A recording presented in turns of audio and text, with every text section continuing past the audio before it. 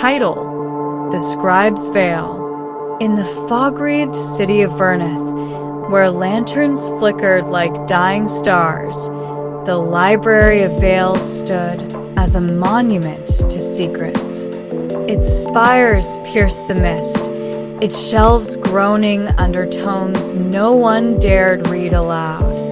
The scribes who tended it were shadows themselves, cloaked in gray, their faces hidden behind silk veils. They wrote in silence, quills scratching truths the world wasn't ready for. Most feared them, but Kale, a thief with nimble fingers and a heart stitched with questions, saw only a challenge. At 22, Kale was a ghost in Verneth's alleys, stealing coin and whispers with equal ease. His hazel eyes missed nothing, his boots left no trace. He'd grown up on tales of the library, how its books held not just words, but fates bound in ink. His sister, Lyrian, had joined the scribes 5 years ago, vanishing behind a veil, her laughter silenced. Kale didn't grieve. He burned. Why had she left? What did the library hide? Each night, Kale watched the library from a rooftop, its windows glowing like eyes. He tried breaking in once at 16, but the doors wouldn't budge, the locks laughing at his picks. Now older, sharper, he had a plan. A merchant had whispered of a key, a silver quill, carried by the head scribe, that unlocked the library's heart. Kale meant to steal it.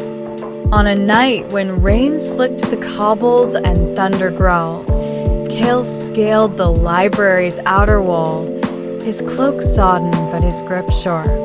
A window left ajar was his way in. He dropped into a corridor, air thick with dust and wax, shelves towering like sentinels. His heart raced, but his steps were silent.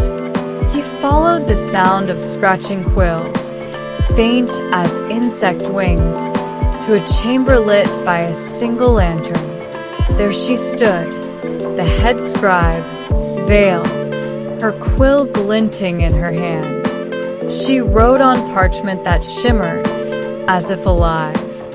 Kale crept closer, breath shallow, fingers twitching for the prize. But the quill's glow held him.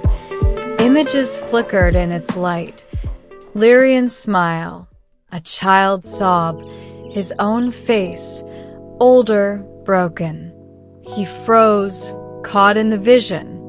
"You're bold," the scribe said, not looking up, her voice a low tide.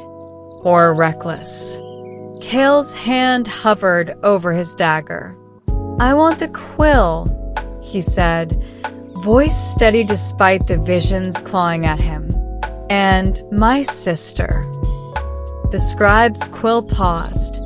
She turned, her veil shifting, revealing eyes like polished obsidian.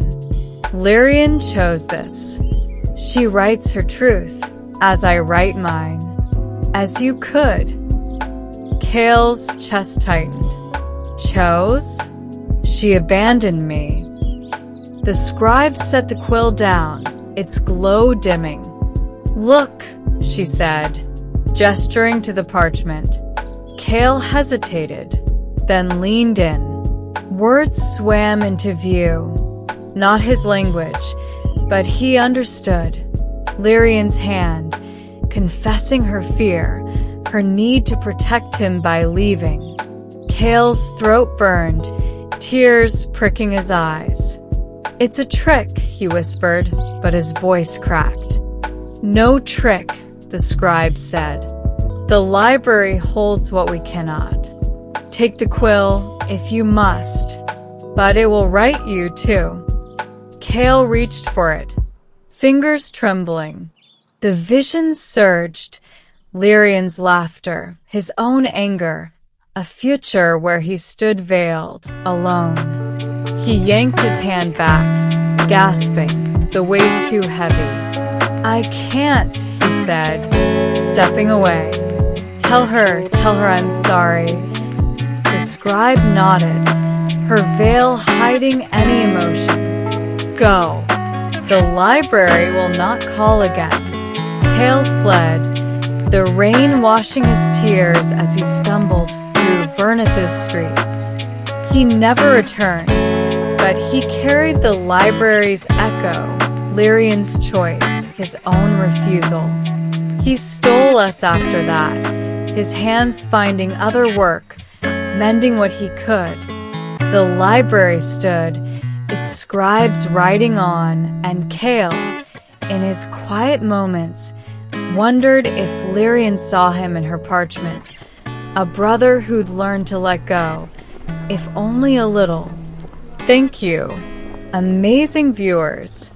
We're so grateful to you for listening to our story videos on English through stories.